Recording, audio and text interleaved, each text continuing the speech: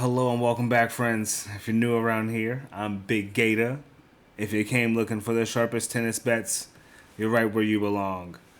Right now, we are covering ATP Masters, the final. And it's the final that we've all been expecting.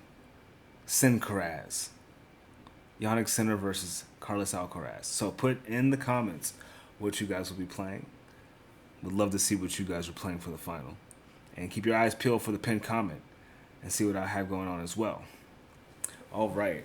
And with that being said, what are we looking like today?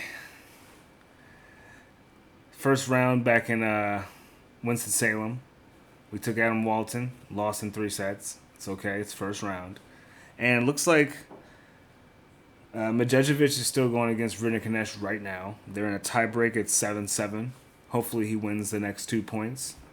Medvedev, so, and call it a day. He's up a set as well. Without further ado, though, let's just get into the business. Okay?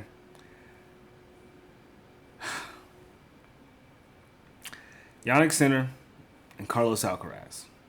We're back at it again. We are here for... Should we start numbering this? Is this going to be SINCARAZ number 15? 15th edition of it? I might label the video as SINCARAZ 15. We'll see. It'll be Yannick's and Carlos's 15th head-to-head, hence the name I gave it. And as we know, Yannick is the most recent winner in Wimbledon. But we did have almost a double daddy sesh from Carlos with almost 6 straight wins on Yannick. Streak being broken in Wimbledon. Before that, though, Yannick's last win wasn't since 2023. As long as I've been covering this channel, Yannick Sinner has not been able to beat this guy. And you know what? I think he wins this one, for sure. I think it's safe to say, given the form we've been seeing our man in, he is going to get it done. He is minus 200 to win. Him to win in straight sets is plus 135. Him to win in 3 sets would be plus 250. Seeing the Yannick that we've been seeing not give up a set so far, and seeing how loose we've been seeing Alcaraz, and it being his birthday, Centers, like a few days ago.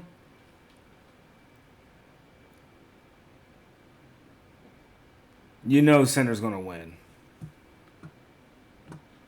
But how much? Well, let's look at the head-to-head, and let's look at the individual stats. Yannick Sinner is undefeated on the hard courts this season. He's 12-0. Alcaraz is 12-4. 15-4. Sorry. He's lost to David Goffin, Jack Draper, Lehechka, and Djokovic. Funny enough, he's yet to go against Yannick on the hard courts this season. This will be their first hardcore bout. This will be the first time they go at it. Funny enough. Interesting. Well, make it 15-5 for Alcaraz and 13-0 for Sinner. That's what I'm thinking is going to happen. Do we get it in 2 sets or do we get it in 3 though? I think the Alcaraz and Sinner relationship will give us 3.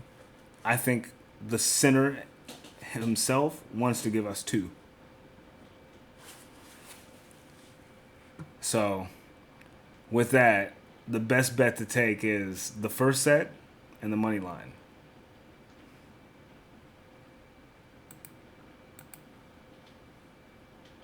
And that's still minus money.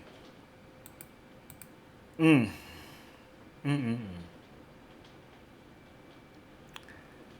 minus 200 for Alcaraz to win a set. So the same price it is for Alcaraz to win a set is the same price for Yannick winning the match. Can't make that up. It's raining cats and dogs outside. What the figgity? Okay. Anyway, seasonal stats so far. Yannick Sinner did have a 3-month suspension, so he didn't have as many matches he could play, hence him wanting to play more matches in less places, as he said, since his return onto the hard court. He's 31-3 this season. Alcaraz is 53-6. So those 3 months gave him a little bit more wins and a few more losses as well. Twice as many as Yannick. Still on paper, Alcaraz is a better hardcourt player.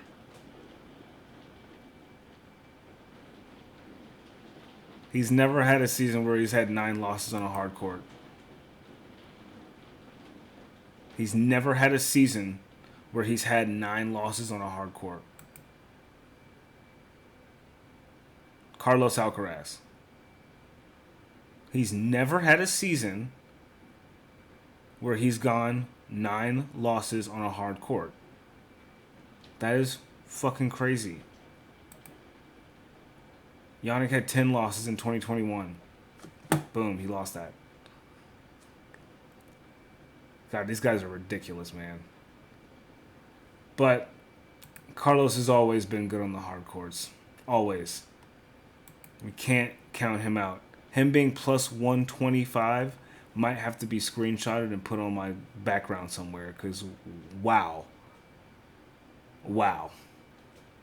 Plus 150, I'm sorry. 2.5 on the decimal for Carlos Alcaraz to win a match.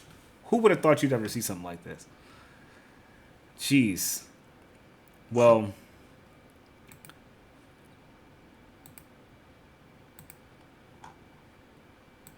the money's not going to be there, right? So the money's going to have to be Alcaraz losing by 4 games.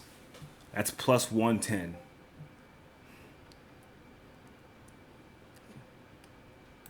Total games is at 23.5. That's plus 100, a 2.0 in the decimal.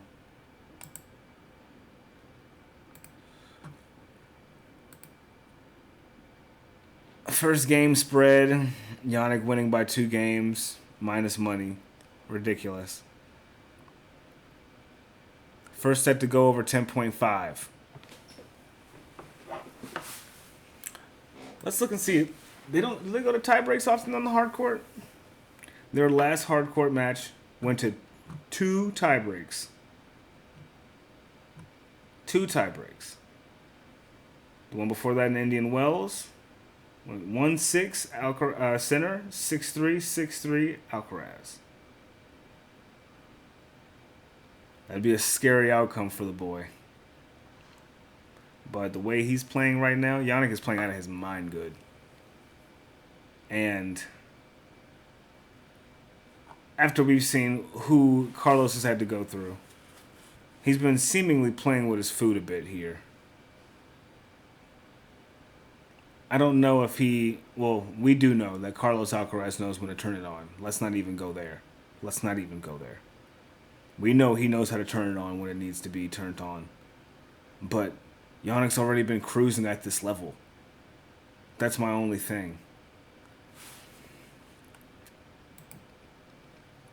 You know what I think the best thing to go for here?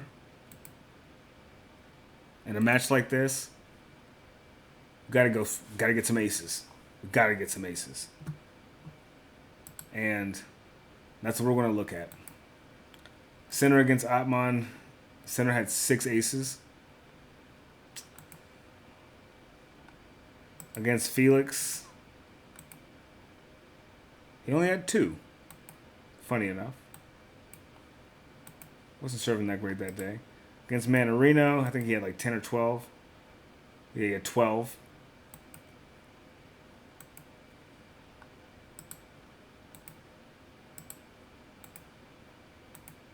Diallo, he had 6. Galani had 6. So yeah, his line's at 6.5. Him to get 7.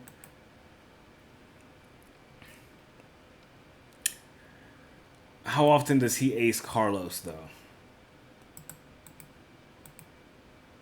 He only had 8 aces in their last 4-set match. Only 8.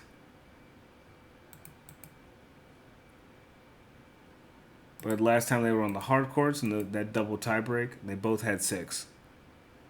So it was right under the line. 13.5 is where it's at. They would both need 7 for it to hit. Iffy stuff. It going to a tiebreak would be the funnest thing, I think, to root for. Both of these guys love to play every point. Don't like to give up shit. Fight to break every game. Fight to hold every game. We haven't seen too many tiebreaks from Alcaraz. We haven't seen a single tiebreak from him this tournament. We've seen about 3, so more than half of Sinner's matches we've gotten tiebreaks. But does that sway happen because of the level that he's facing? And if that is the case, I think we get another tiebreak. I said it was going to happen in the Otman match. It happened in the first set.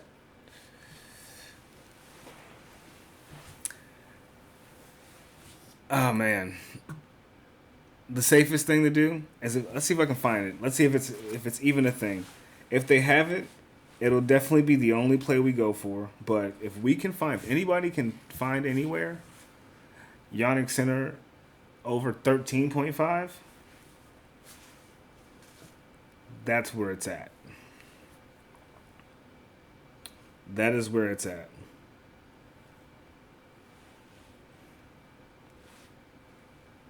But of course, I can't find anywhere that has that.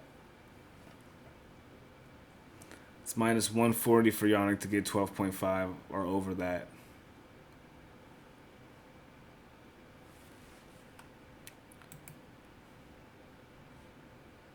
As far as conditions looking, both these guys looking pretty good.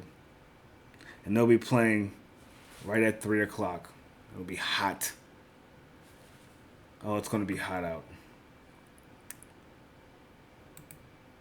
One thing we can say about Sinner so far in this tournament, the spreads that make sense for him to cover, he's covered.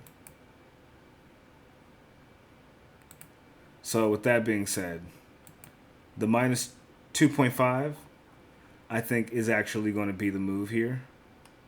And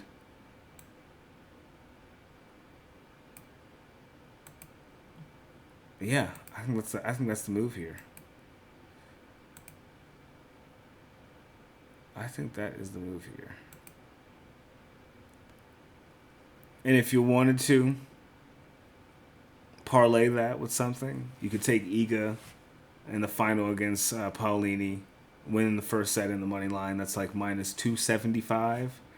And then those two together is like plus 145.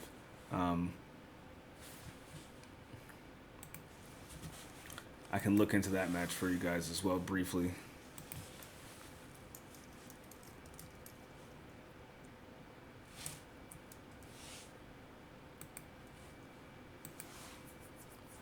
Iga is 5-0 against Paolini. She's beaten her on all surfaces, and they played on the hard court 3 years ago where she bageled her. Paolini's only gotten a set against her in their 5 matches. This will be their 6th head-to-head, second on the hard court. First in some time. 3 years. So, Paolini's been dropping a set, but she beat Coco. She beat Kudermetova. But it's hot out there, dude. And she has not spent nearly as much time indoors chilling as Iga has. So, first set goes to Iga. Even though Rybakina gave her a big tussle fight, she got through it. And then the money line, I would just put her on that just to keep it simple and plain there. But I think I'm going to go with Sinner here again, man. And if you guys didn't put your future down for the U.S. Open, like I said in the video right after Wimbledon, I don't know what to tell you guys. It might be a little bit too late. I can check it out for you guys right now, so you guys don't even spend the time looking for it. Let's see, tennis, the U.S. Open. Jannik Sinner is plus 110 on DraftKings. It's still not too late. Go and get it while you can. Please. Get you some plus money. And hopefully thank me later. That should wrap up everything.